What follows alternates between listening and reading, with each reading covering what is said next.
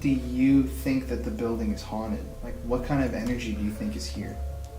You know, I think it, honestly, I think it's most of it is people who really had good experiences here and who have already passed away. So there's a couple of things that are kind of creepy, but most of them are pretty happy, it seems like. So I'm always happy when other people hear it.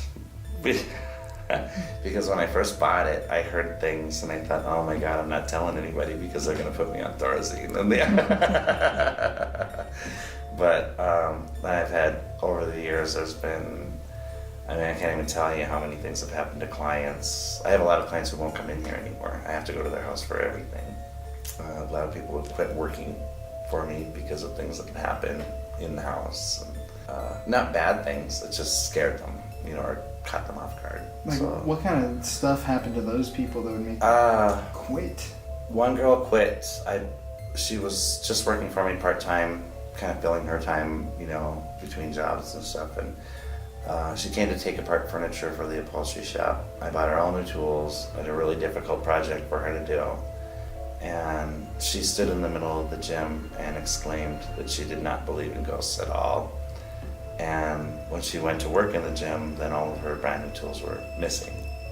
And so we had to scrounge up all the old stuff that's dull and takes longer to work with.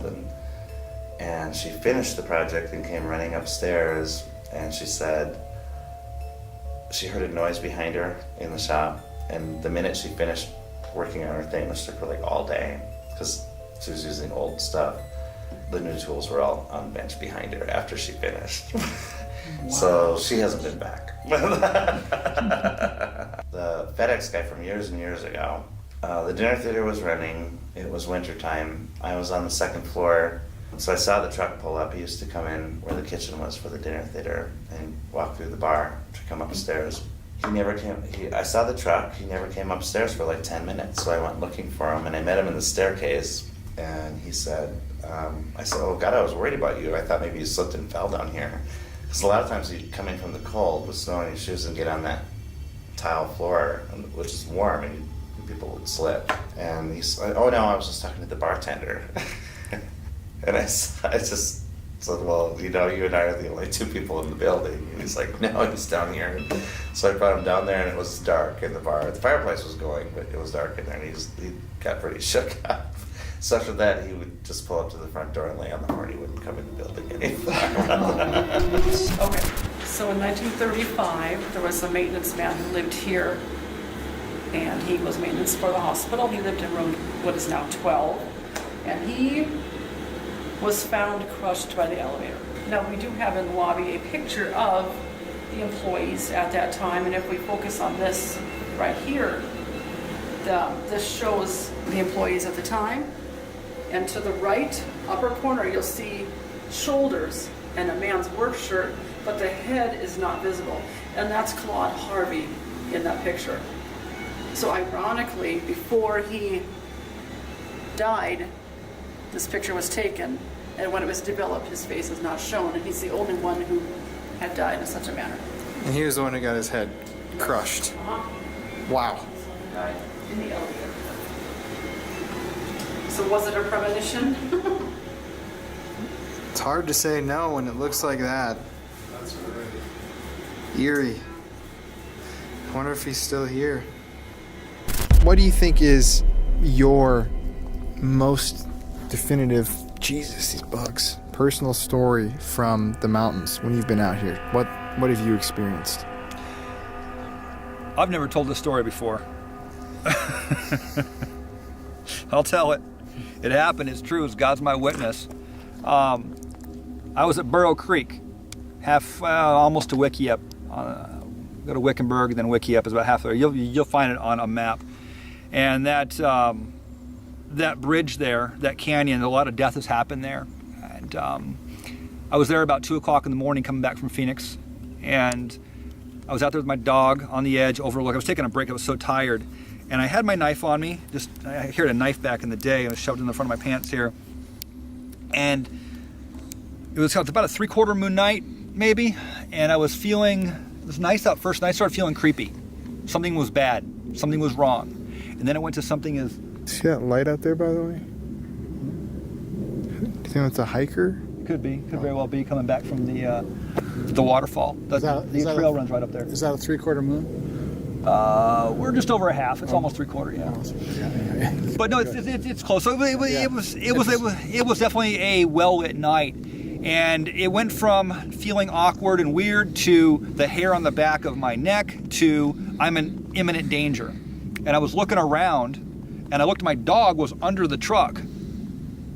And I thought, shit, something's going on here. And I don't know why. I looked up and to my left, backwards, and something was bearing down on me. And I instinctively rolled, did an Aikido roll, it's martial arts. And when I came up, I grabbed my knife. But here's the weird part. As I was rolling, the thing buzzed me, and I heard it come by, and I heard cloth. It was wearing clothing, and it was flying. And this is a true story. And when I came back up, I pulled my knife out, and I screamed. The adrenaline went, and it was fight or flight, and I can't remember what I even screamed now, but it went out probably about 30, 40 yards. It stopped, it turned, and it hovered right there. What felt like about a minute, but it couldn't have been more than about 3 or 4 seconds, 5 seconds maybe. And it looked, and the best way I can describe it is if you've seen Lord of the Rings, remember them things that ride those dragons with the black things on? Those things.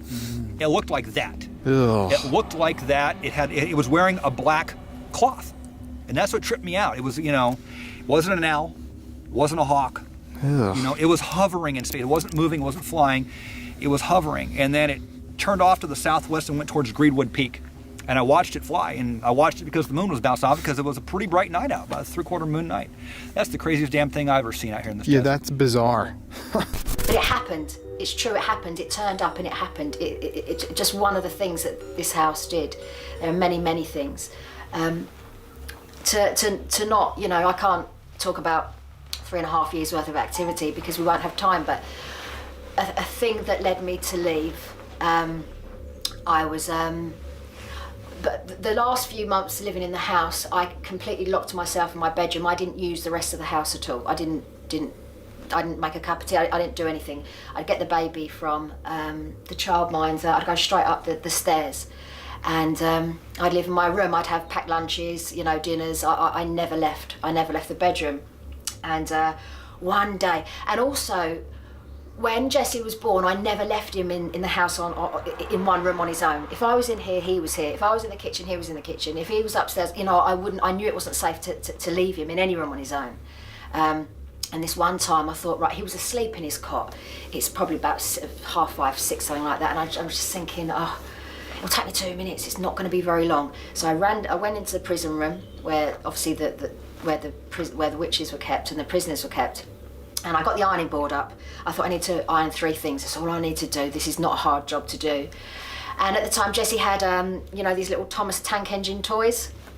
And I literally started ironing the first or the second thing. And these 4 Thomas the Tank Engine toys just started going around my feet, making the little noise, chugging along. And my first reaction, people ask me, my first reaction was I was so angry with myself. I was so angry. I'm thinking, why did you come downstairs? Why did you do it? Just sheer angry with myself. Then, of course, I'm scared. So I turn off the iron quick. I run through. I grab what I'd ironed, a shirt or something, and I opened this door to go up the stairs. And at the top of the stairs, a man was standing there. And he had on brown trousers and a white shirt. He wasn't like the others. The others were very old-fashioned. And the lady I'd seen in her as well, you knew, they were from hundreds of years ago, and this man wasn't. And the thing is, I left Jessie up there, didn't I? So, of course, there's this man there in between me and my baby. And so again, I've never seen her, but I've heard her, and I've spoken to a number of people and know enough people who have believe that they've had encounters with her, and who am I to say that what they experienced and what they saw wasn't real? I wasn't there, and I think that that's where La Llorona lives and breathes, in the stories of the people who attend to her legend. My uncles share a story about her. They were both present, they both saw her, and so rather than an individual story, it's a shared story, and so that story is particularly fascinating for me, because there is a consensus on what they saw and what happened. And that's unusual to have 2 people be a part of an event, but they were fishing one day off the Galveston Pier, but they were fishing and they'd been there all day long and they had brought provisions to kind of fish through the night. And as the evening progressed, a kind of fog rolled in, and one of my uncles heard a woman crying out in the water for help. And my other uncle heard her too, and he said, the first uncle said, we have to help this woman. She's in danger. And my other uncle said, no, don't go. It's La Llorona. And the uncle who warned against about following the voice, in his telling of it, he recalls my uncle standing up and moving toward the water and him literally having to physically restrain his brother to prevent him from going out into the water. And at that moment, when he stopped him, he sort of snaps out of this kind of stupor that he's in, and they both look out in the water, and there's this figure in white that's floating out over the Gulf. And so that, for me, represents a different kind of story, again, because you have two people who are experiencing the same event, you have consensus, you have the telling of her story from two different vantage points, and ultimately you have consensus about what they both saw. And so that, to me, is a fascinating version of the story.